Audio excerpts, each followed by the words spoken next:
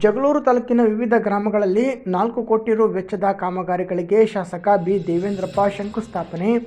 ದಾವಣಗೆರೆ ಜಿಲ್ಲೆಯ ಜಗಳೂರು ತಾಲೂಕಿನ ವಿವಿಧ ಗ್ರಾಮಗಳಲ್ಲಿ 4 ಕೋಟಿ ರು ವೆಚ್ಚದ ಸಿಸಿ ರಸ್ತೆ, ಚರಂಡಿ ನಿರ್ಮಾಣ ಕಾಮಗಾರಿಗಳಿಗೆ ಶನಿವಾರ ಸಂಜೆ 4 ಗಂಟೆ ಸುಮಾರಿಗೆ ಶಾಸಕ ಬಿ ದೇವೇಂದ್ರಪ್ಪನವರು ಶಂಕುಸ್ಥಾಪನೆಯನ್ನು ನೆರವೇರಿಸಿದರು.